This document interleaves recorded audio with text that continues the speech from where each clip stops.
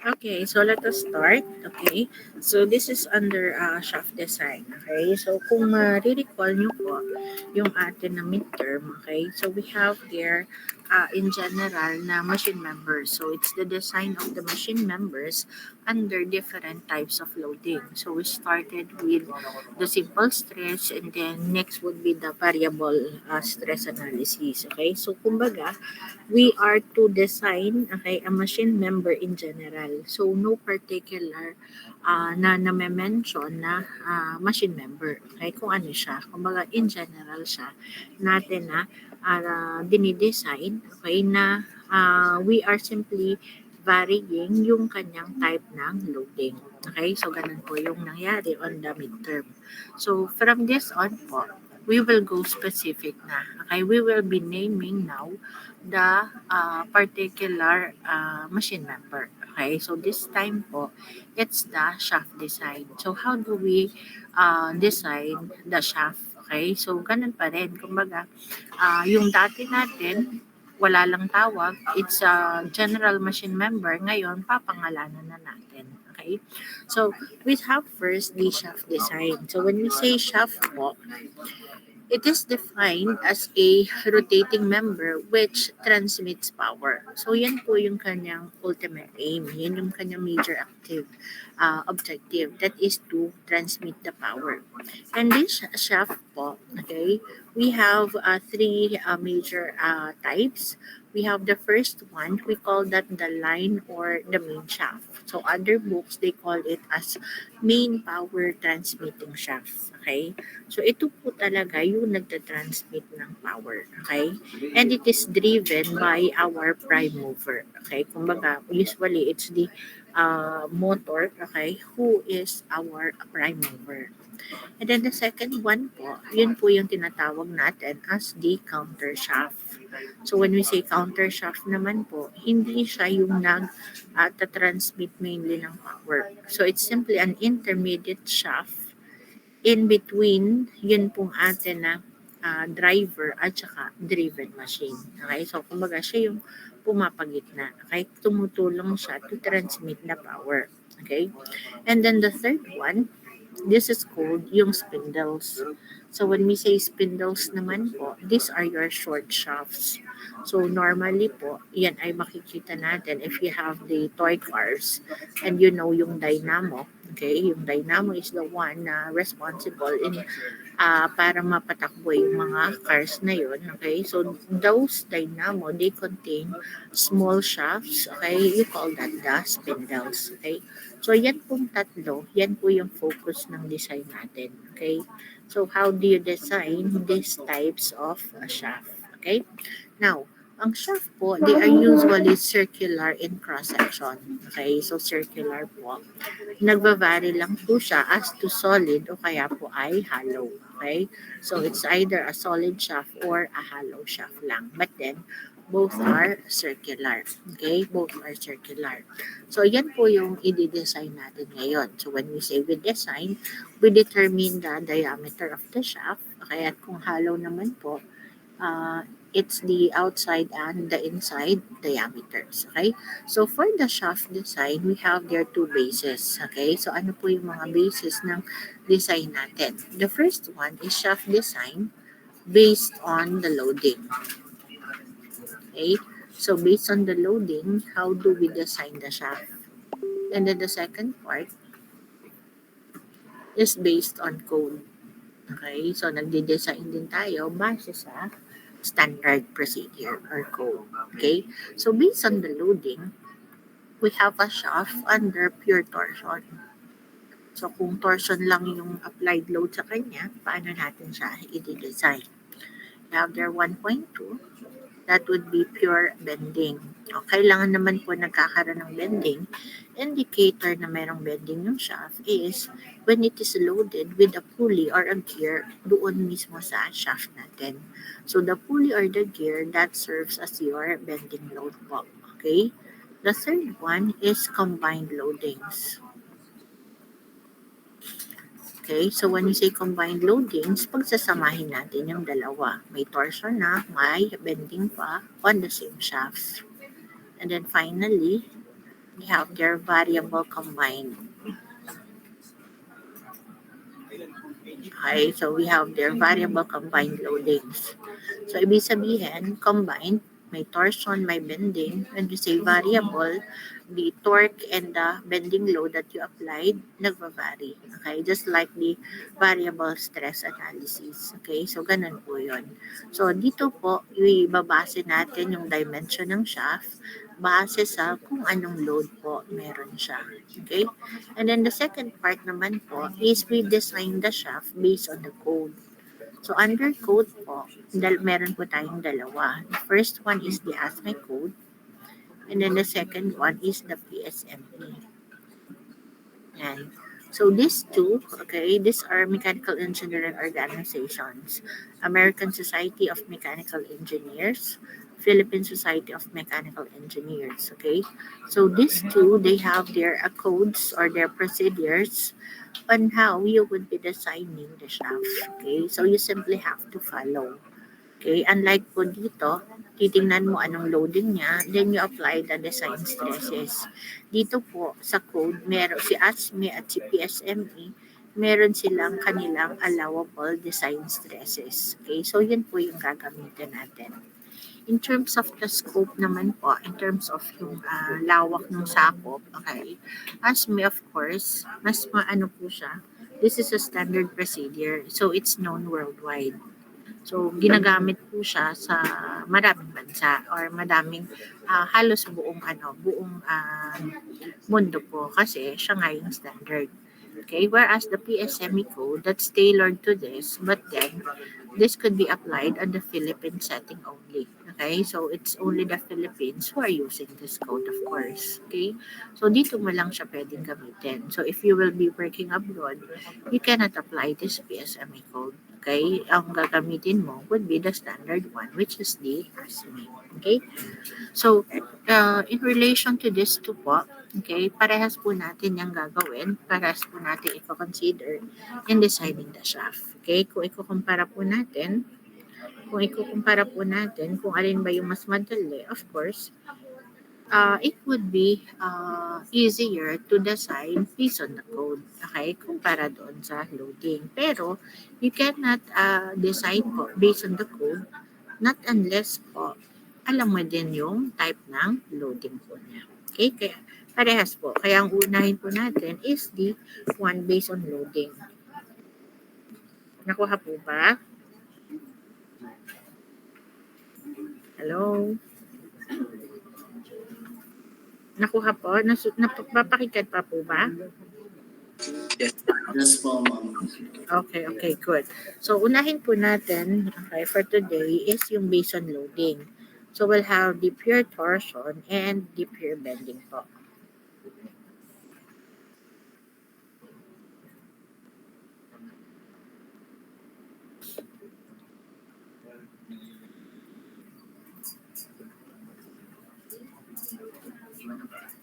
Yan. Okay. So, ari po yung based on a loading and then under pure torsion.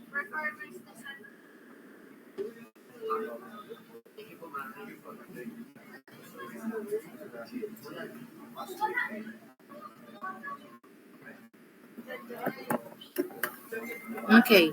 So, here is an illustration po of the shaft. Okay. Ito po yung shaft. This is the schematic diagram po ng shaft natin. So, it's just a slender member. And then, yung dalawa pong dulo, those are the bearings. So, sa shaft po, yung bearings po na yan, that serves as the support. Kaya parang, meron tayong reactions on both of the supports doon sa mga bearings po natin. Okay? And then here, this represents po the torque. Okay? So, yung rotation po na yon, that represents the torque. So, when we say we design the shaft, okay, we are looking for this diameter. So, what should be the diameter of the shaft? Okay?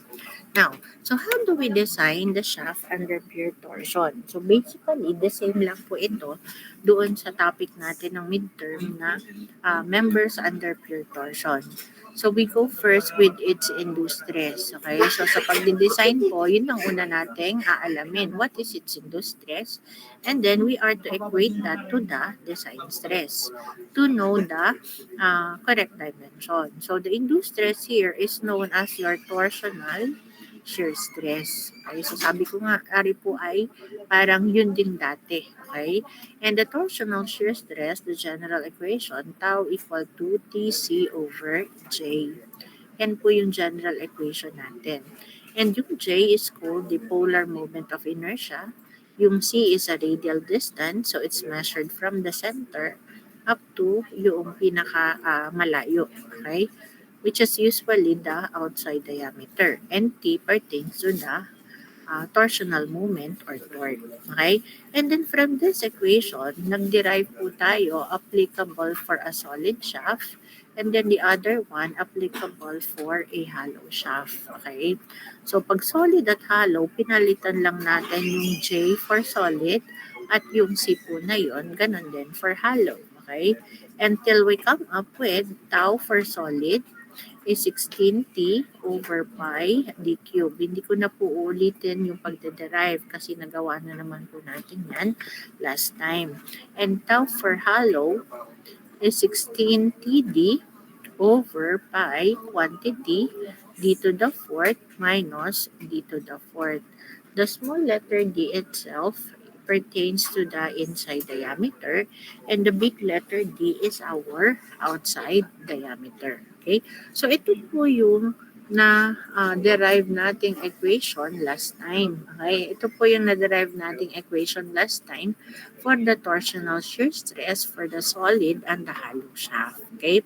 So ito pa rin naman po yung gagamitin natin dito. Ganun pa rin naman po. Kaya lang, meron tayong i-introduce na bago. Okay? So ano yung introduce nating bago? You have here yung K, which is called your diameter ratio. Okay? When you say the diameter ratio, that is simply the ratio between the inside and the outside diameter. So that is our value of K. So ang gagawin lang natin ay ipapasok lang natin itong equation ng K na to, yung value ng K na ito to the equation for the hollow shaft. Okay? So let us do that. So kunin natin yung equation ng hollow shaft. Tau of hollow is 16 TD over pi, okay, d to the fourth minus d to the fourth. Okay, so yan po yung equation natin, okay, ng torsional shear stress for the hollow shaft. Then what you will do is to multiply, okay, the entire equation to 1 over d to the fourth over d to the fourth. Okay, you look at the denominator. That's d to the fourth over d to the fourth. And this is equal to 1. Okay, and then 1 divided by 1 is still equal to 1. And any number multiplied by 1, okay, the total nito po ay 1, will be equal to the same number. So, ibig sabihin, the value is not affected. Okay?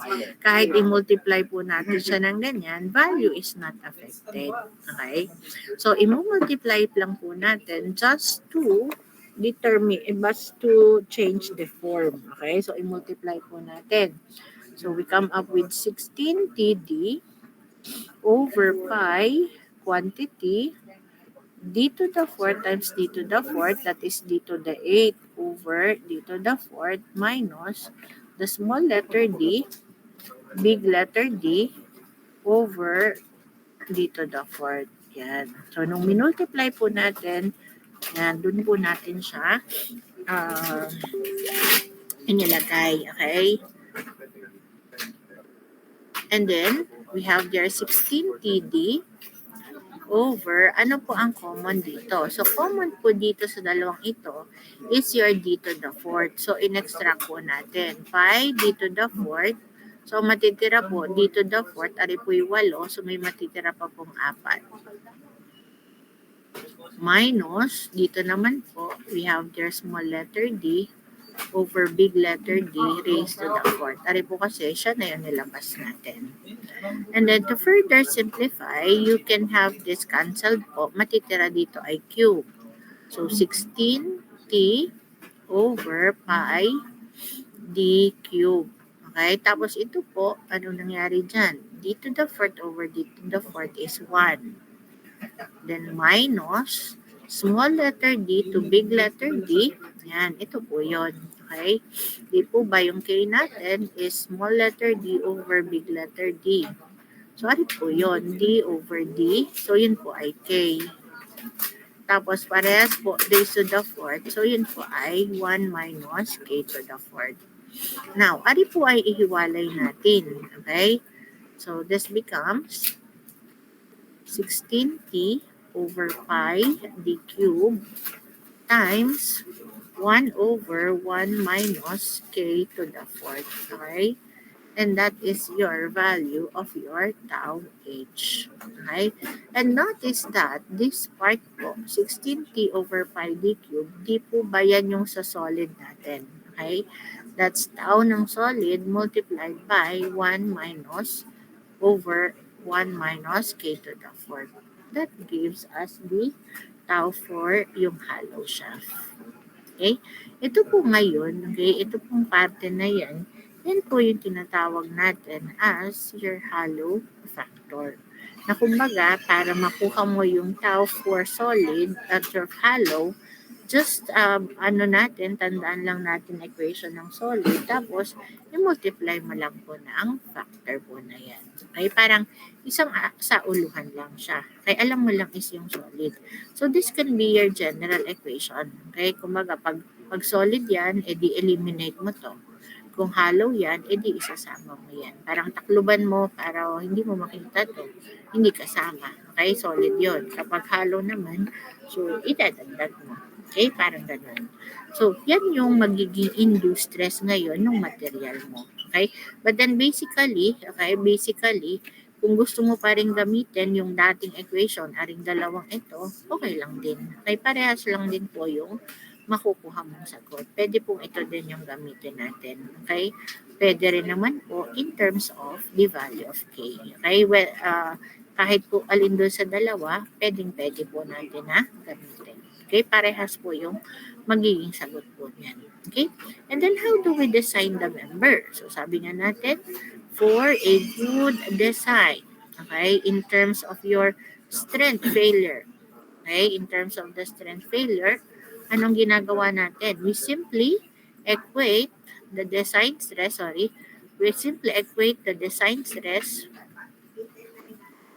to the induced stress. Okay, so how do we equate now?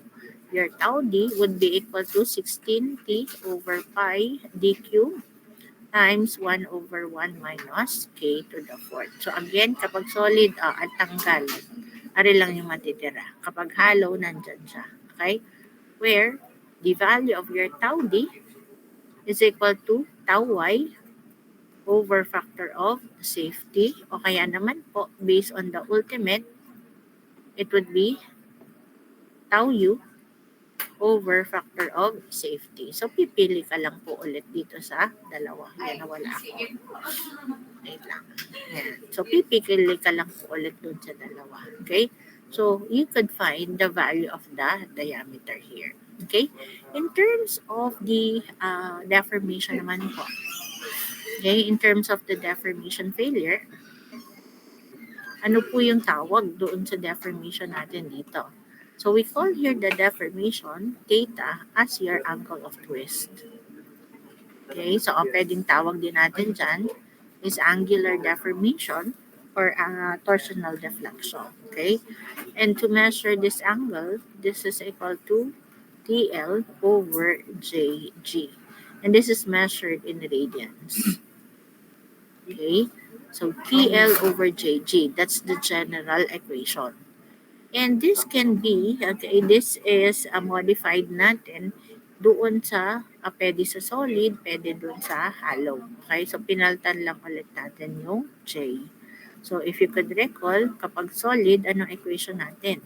It becomes 32TL over pi d to the fourth g. Okay, g is the modulus of rigidity. T is torque and L pertains to the length. Okay? Yan po ay kapag solid po yung shaft natin. Okay? Pinaltan lang natin yung J ng pi d to the fourth over 32. Okay? And then, ano po ang gagawin natin ngayon dyan? Okay? Kung gawin natin siya ngayon na hollow, ano lang gagawin? You simply multiply this by the hollow factor. 1 over 1 minus k to the fourth. Okay? Ari po ay 4 ha. Baka ano kaya. Okay? So, ito po ngayon yung kanyang nagiging deformation failure.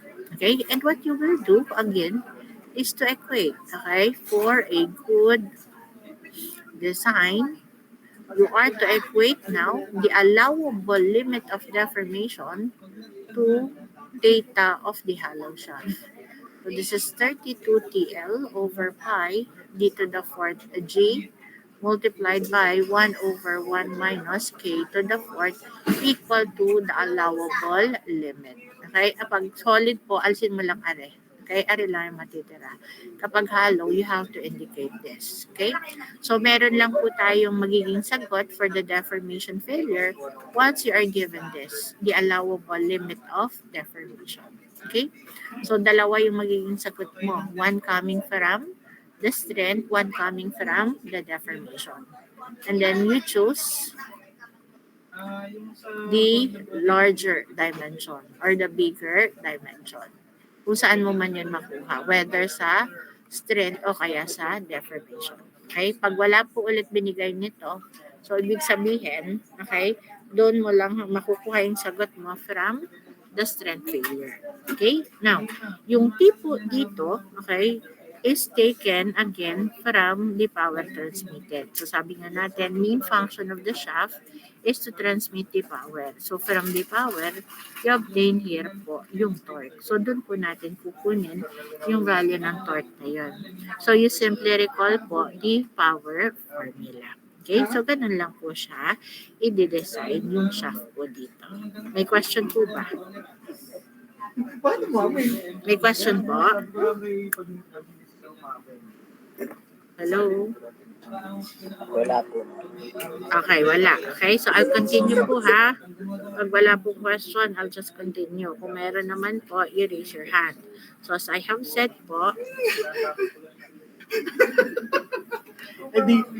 Hindi okay yung sa ano. Hindi ka na magpapa... okay, so kung may question po, just raise your hand na lang po. Okay, so I'll continue na lang. Kagaydans mo ka? Now, so we go now naman po with shaft under pure bending. Okay? So ito naman po yung illustration natin ng shaft na bending load naman po ang naka-apply sa kanya. Katulad po nung nabanggit ko kanina, okay? Malalaman mo po if there is a bending load kapag po nakita mo yung shaft mo, it is loaded with a gear or a pulley. Okay? So ito po yung shaft. Yan, meron pong kasama siya o may nakasakay sa kanya na gear o kaya ay pulley. So this gear or pulley, that serves as the bending load of your material. Okay? Ito yung bending load ng iyong shaft. Tapos yung dalawa pong bearing, so that serves as the support. So may reaction po doon sa mga supports na yan. Kumbaga po, para siya yung equivalent ng ating hinge at saka po nung roller po natin. Okay? Kaya may corresponding reactions on such bearings. Okay? So again, this is the bending load. Now, ang tanong po ay, saan po ma'am manggagaling yung bending load po? Okay? Di ba po may gear, may pulley dyan, pero how do I solve po for the bending load? Okay? Paano ba kuhanin yung bending load FB? So, you recall, sabi nga natin, shaft is used to transmit power. Okay? So, you'll have the power. From the power, you solve for the torque. Okay, so you use our power formula, Tn over 63025, o kaya sa SI naman po yung 2 pi Tn over 60. Okay, so galing po sa formula ng power, solve ka po ng value ng torque. Okay? And then from torque po, you recall that the torque is equal to force multiplied by the radius. So, ari pong force na to, it would be the bending load po. At yung radius po na yon, that would be the radius of the gear or the pulley na nakakabit po sa kanya. Okay? So, from there po, yung FB po natin, the bending load, is measured from the torque divided by the radius of the gear or the pulley. So, ito po yung magiging bending load po niya. Okay? So, ito po yung magiging bending load niya. Now, saan mo po gagamitin yung bending load na yon? Yung bending load po na yan, okay, dyan po manggagaling ang iyong maximum moment. Okay? So, how will you do it po? Paano mo malalaman yung maximum moment? So, you will draw a shear and moment diagram. Okay? So, shear and moment diagram po. Gawa ka dito shear and moment diagram gamit ang values ng FBRARC. RA at RC po, nalalaman mo po yung value niya, okay, through the equations of equilibrium. Summation of moment, summation of forces. Tapos gawa ka shear and moment diagram, makuha mo po yung maximum moment na gagamitin mo po for your stress. Okay? Minsan naman po, hindi na required yung shear and moment diagram. Anong gagawin? Baka po meron tayo sa table 82, yung dati natin ginamit. Okay? Baka sa table 82, may ganito, katulad po nito, midway, nasa gitna lang. Meron po yung equation ng M maximum sa table 82. So, pwedeng yun na po yung gamitin. Pero kung wala po katulad nun, edi wala po tayong magagawa, kundi gumawa ng shear and moment diagram to obtain the maximum moment. Okay? So, yun po yung ganon. Again, ito po yung process ha. From power, you solve for the torque. Once you know the torque, you solve for the bending load FB. That is simply the torque divided by the radius of the gear on the pulley. And then, you draw a shear and moment diagram to obtain the maximum moment. Okay?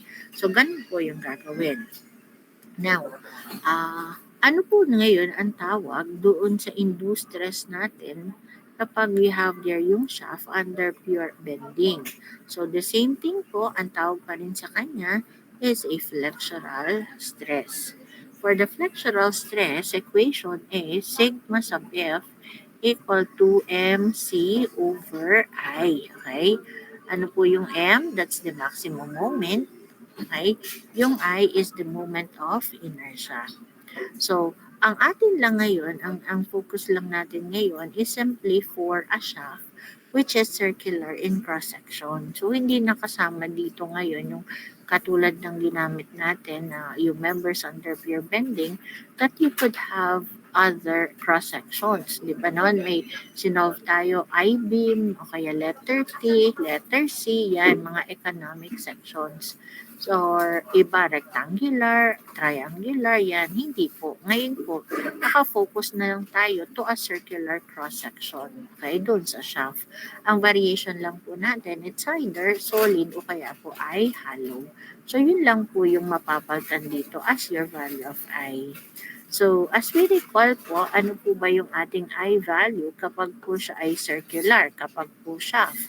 That would be pi d to the fourth divided by 64. And yung C natin is simply equal to the radius, so that's d over 2. So, pag ito po yung sinubstitute natin dito, the flexural stress will then be M d over 2, and then I is pi d to the fourth divide 64. So, we need to simplify d to the fourth at d. Pwede pong makancel out, may tatlo pong matitira dito. You have there 2 and 64, may matitira po dito na 32. So, the final form would be 32m over pi d cubed. That would be our flexural stress. But then, ari po ay kapag solid. Okay? Kapag po solid yung shaft natin. So, anong gagawin natin kapag po siya ay hollow? So, hollow, di yun pa rin po. Sa solid, 32m over pi d cube, ano na lang ang i-multiply natin kung hollow po yan? 1 over 1 minus k to the fourth. Okay? So, ano na po ngayon yung equation natin para sa hollow. Hindi na po natin kailangang, mag-derive po ulit tayo. No. Okay? Once you know the value of the stress para sa solid, you simply multiply it by the hollow factor. 1 over 1 minus k to the fourth. Nakuha po ba? Okay? So, this is our induced stress. And to design, anong gagawin natin? For a good design, equate the design stress to the induced stress of the material, which is the flexural stress. So, this is 32m over pi d cubed times the hollow factor. Okay? Equal to your sigma d. Kung solid po yan, okay? Kung solid po yan, ano po ang gagawin lang? Ay, takpan mo lang to, hindi to siya kasama. Okay? Pero kung hollow, then ka-join po yan. Okay? Where your sigma d, that's equal to sigma u over fs, or you can have sigma d equal to sigma y over factor of safety. Maalin po dito sa dalawa. Okay? Dependent upon the basis of your design. Okay? So, ganyan nyo po siya gagawin. Okay? To design the member. Ito lang pong M na yon, medyo matrabaho nga lang. Kasi, it will be starting with the power, tapos torque, tapos bending load, tsaka makukuha yung M na yan, which is the maximum moment. Okay? Pero procedural naman po at agad mo na, basta matutunan mo, you can easily have it po. Okay? You can easily solve it. Okay? So, yan po yung dalawa. Okay?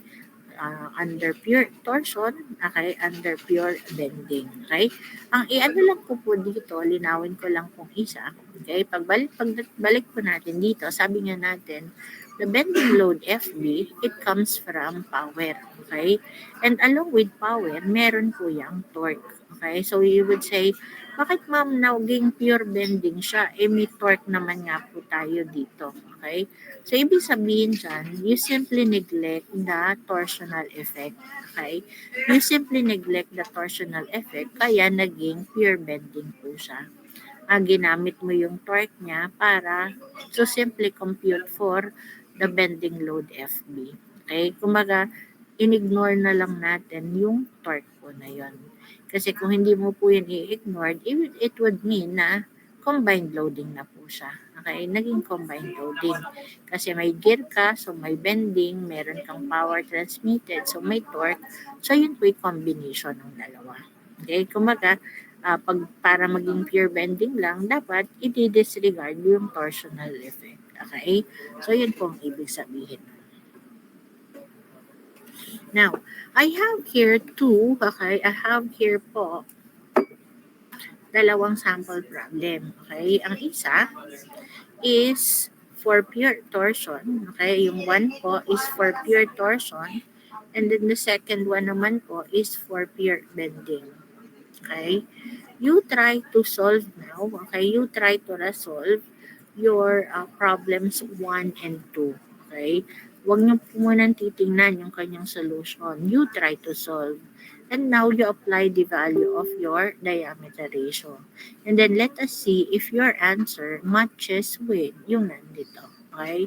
So sabi ko nga, hindi mo siya madaling matutunan kung babasahin mo lang. Okay? Mas maganda ay yung you solve for it. Okay? So ang gawin nyo, you solve it po na hindi tinitingnan yung solution dito.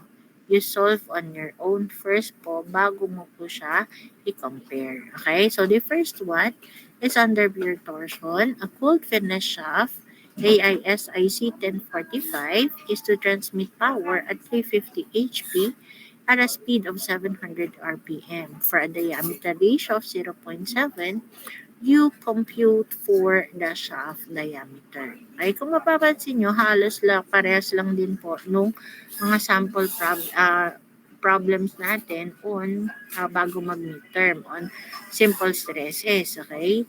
Yes po, parehas lang po siya. Naka-name lang po dyan ngayon is yung shaft. Pero be reminded that this shaft is also a machine member. Kaya halos parehas lang din po siya. Ngayon, nininame na lang natin what specific machine member ba ang dinidesign natin. Okay? Nakuha po. So here, you are given here the power transmitted, 350 HP. This is the speed, 700 RPM, and this is the value of K. Okay? You find now the shaft diameter. Ang tanong ay, alin po bang diameter yon? Both po. The fact that you are given K here, diameter ratio, ibig sabihin, it is a hollow one. So you have to find the outside diameter and the inside diameter po. Parehas po nating hahanapin. Okay?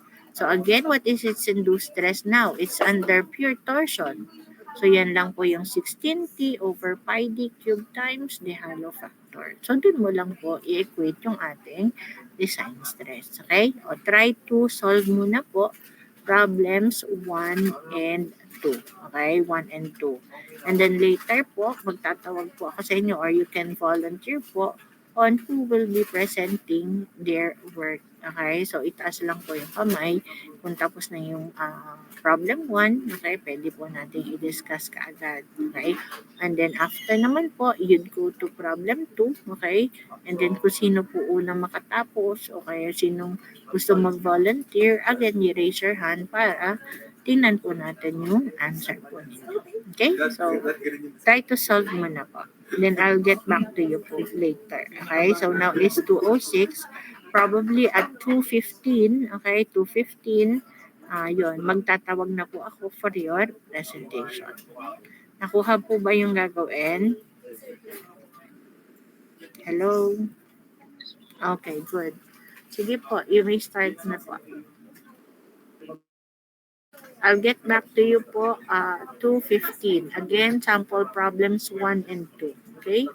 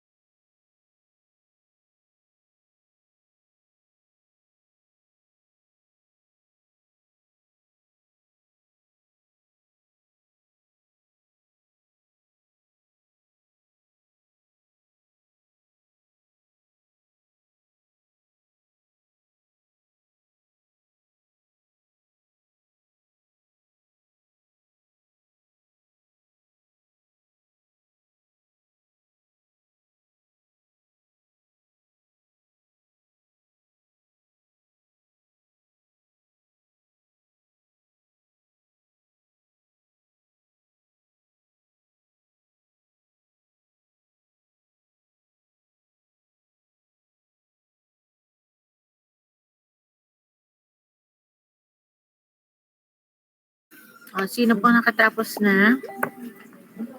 Raise your hand na lang po. Okay? So, who wants to present? Okay? For problem 1 and problem 2 po.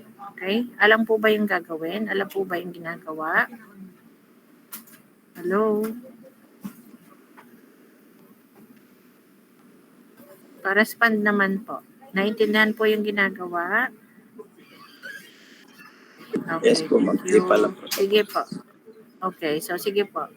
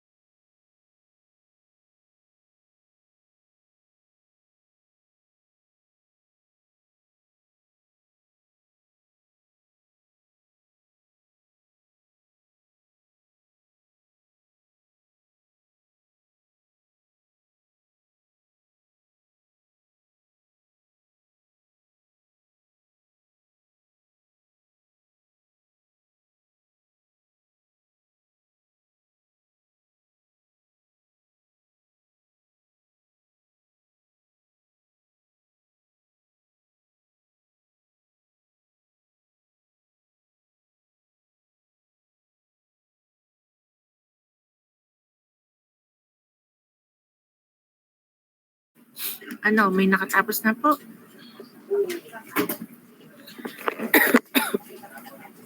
Wala pa din? Number 1 lang po, Yes, ma'am. Ken? Number 1 pa lang po, ma'am. Okay, sige, okay lang. Can you present po? Okay po, sige po. Okay, so I'll stop my presentation, then you show your ano po, Pwede po, ipakita ko na lang po sa cam ko po. sa? Sa camera ko po. Like, open cam ko na lang po.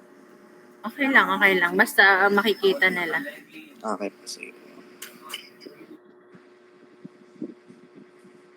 Wait lang po.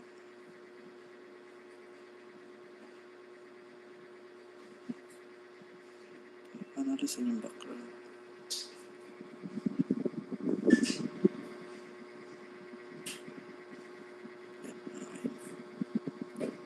Bale, ganito po, ma'am. So, yung una po is yung sa given po, and then after po ng given is yung material specification po. Ang sinabi po doon is yung AISI C1045 cold finish po. Then sa makikita po natin siya yung sigma U and sigma Y niya po sa table 88 page 16 po. Then Okay, after Ken. po, Ken, Sige po. excuse. Okay. For the others, para makita niyo po yung dinidiscuss ni Ken, okay? Ang gawin niyo na lang po, ipin niyo na lang po, and then you try to zoom para makita niyo yung solution, okay? Okay, you may continue, Ken. okay po. Sige po. Then after po nun, yung sa factor of safety po natin, meron po tayong Fs is equals to 2 po. Then yung for solution po, so unahin po natin is yung design stress po, which is meron po tayong formula na tau D is equals to tau Y over Fs. Then yung tau Y po natin, meron po tayong formula which is yung 0.6 times yung sigma Y po. Then input po natin to sa formula. Then 0.6 times 85 which is yun po yung sigma Y all over 2 po, which is meron po tayo makukuha na 25.5 po. Then next naman po is yung sa tau D, which is equal din po siya sa tau H po. Ang tau H po, meron po tayong formula 16T all over pi d cube times 1 over 1 minus k raised to 4. Then kunin po natin si torque po, which is makukuha po natin siya sa formula po, which is yung P is equals to T and over 63025. Ginamit ko po itong formula na to kasi po ang given po na unit is yung HP and then RPM, and which is ang kailangan po natin na value for torque is yung pound per inch po. So input nyo lang po, then makukuha po natin si 315 12.5 pound inch. Then convert lang po natin yung pound into kip, which is divide lang po natin into 1,000. Then meron po tayong 31.5125. Then from here po, input naman po natin yung value po ng tau D and then yung sa tau H po na equation. Then after po nun, makukuha po natin yung sa D po na 2.023261952 inch. Then, sa letter D naman po na maliit, since meron po tayong formula na K is equals to D over D, pwede po natin siyang i-derive into D na maliit is equals to K times D na malaki. Then, yung K po is yung given nga po na 0.7, multiply lang po dun sa value ng D na malaki, may makukuha po tayong 1.141628336 inch. Then for the standard size naman po, meron po tayong increment na 1 over 8 at saka po, which is papasok po siya sa range ng 7 over 8 to 3. Then yun po, apply nyo lang po yung increment and range na yun po para po makuha po itong standard size na 2.18 inch for D na malaki, and yung D po na maliit is yung 1 and 1/2 po. Yun po. Okay, thank you. Very good, Ken. Okay, so you have there yung answer po. Okay, that will be 2 and the first one is 2 and 1/8, and then yung inside diameter po is 1 and 1/2. Okay, so ang ginamit lang po doon basically is the use of yung K. Okay, and your the K as the diameter ratio. Okay, but then sabi ko nga, kahit po ang gamitin nyo is yung old po natin na equation, okay, not to include the value of K, parehas lang din po yung lalabas po natin na answer.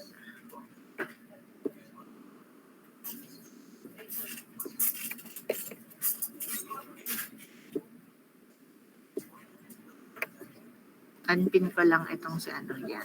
Okay. So, what about the second one? The second example po. Meron na po. Wala pong nakagawa. Okay. So, let me try to ano lang po doon sa lecture note po natin. Ayan. Okay, for the second one naman po, this is for bending, okay? So, katulad nga po na napangkit ko kanina, meron po ditong torsion, tapos may bending load, pero we would say, nakalagay po dito, consider bending effect only. So, therefore, yung torsional effect po na ito, hindi po natin isasama. Kaya po, papasok po siya under pure bending lang. Okay? Pero kung wala po yung statement na to, yung bending effect only, ibig sabihin po, it would be a combination of torsion and the bending. Okay?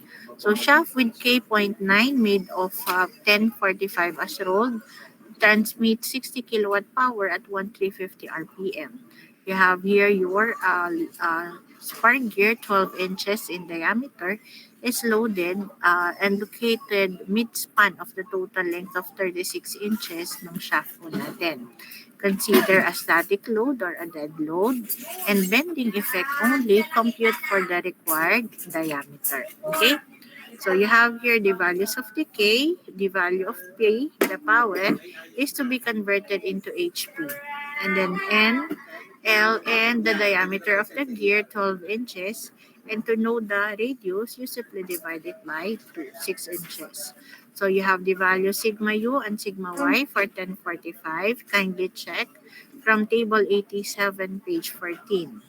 And then for the factor of safety, you use 2 from table 1.5, 1.1, considering a static load or a dead load, ductile, and then based on the yield. Okay? And then for the design stress, it's simply sigma Y over Fs. So, ang ginamit po natin is sigma D dahil pure bending. Okay? So, sigma Y over factor of safety will give us, this is sigma po, sigma D 29.5 KSI. And then you equate the design stress to the induced stress. And this time, the induced stress is the flexural, 32M over pi d cubed times the hollow factor. So this is your sigma D. This is to be equated to your sigma D. So sigma D equal to sigma F, 29.5 equal to 32M over pi d cubed. Nakalight. Gas para. Wala, nasa, ay din, try mo dito. Ano ba? Sakit yung grasya. Meron ba dyan? Nasa na yung kinukuha mo? Wala. Isa, baka nasa. At yan, nagkukulang. O, may message kita. Tatapusin ko lang po. Okay. So, we have here, kailangan mo lang po, masolve po itong M. So, it comes from the torque. Yan po, power. So, you solve for the torque. It should be in kip inch. And then you solve for the bending load FB. So torque divided by the radius, you'll have here the bending load. To solve for the maximum moment, di po ba ganyan siya? Nasa gitna po. Okay? So nasa gitna po yung bending load. May katulad po yan doon sa table 82, which states that the maximum moment is equal to FL over 4. Kaya yun po yung ginamit natin. So from that, ari po ang F po dito will be your FB. Okay? So kaya po, you come up with this value of the moment. And then you substitute it to your equation, then you yield 1.782 inches. Or say, this is 1 and 7/8 of an inch. Then using the diameter ratio, you come up with the inside diameter 1 and 5/8 of an inch. So that would be our answer. Okay, so you try to check po yung solution nyo kung parehas lang po dito. Okay, so ganun lang po yung gagawin. Medyo napadagdag lang po is this one. Okay, once you obtain the torque, you have here yung FB tapos Mmax. Okay, ang ano lang po dito, kapag po hindi mo nakita doon, walang katulad sa table 82, so no choice ko po kundi ang gumawa ng diagram. Okay, ito lang po yung pwede mong gawin kung wala ka pong makita dito sa table 82. Okay? Isa lang po, habol lang po, are. Kapag po halimbawa, dalawa po yung ating nakita po na gear or pulley. Okay? So, ibig sabihin po niyan, dalawa po yung bending load natin. FB1, FB2. Okay? So, how do you obtain FB1 and FB2? It will come again from the torque. Ganito pa rin po. B1 would be equal to the torque over radius of gear 1. And your FB2 will be equal to the same torque over radius of gear 2. Parehas po yung torque nila kasi nakaload po siya sa iisang shaft. So parehas lang yung torque. Yung radius lang po, yun yung magkaiba. Kaya nag-iiba yung value ng FB1 at FB2. Okay? Tapos, saka ka po kukunin din yung reactions on bearings, saka ka po magagawa ng maximum movement through shear and moment diagram. Okay? So, ganun po ang gagawin pag madami pong nakaload sa kanya at hindi katulad nito na iisa lang. Okay? May question po sila? Kung may additional question po kayo, you can have it na lang po siguro sa GC po natin. Okay? I'll stop the presentation. And then, turn on your camera please para po sa attendance lang po natin. Everyone, o sino po ang pwedeng wala nga pala si Jasper. Anyone? Volunteer na lang po. Yung medyo may malakas na net. Sino po ang pwede? Robert, Giancarlo, John Dexter, JC, Sebastian, and JC. Sino yan? Si Sebastian. Ito si JC. O anyone, sino pong pwede? Jetro, ito na lang. Ito si Marion. Ha? Marian? Okay. Sige anak. 1, 2, 3. Okay. Thank you. Bye-bye po. Thank you po, ma'am. Okay, next. May question lang ako. Next week ba kayo naman ang nasa field trip? Hindi. Wala. Hindi kayo enrolled sa Manoff? Yes po. Hindi po, ma'am. Sige, thank you. Sige, thank you.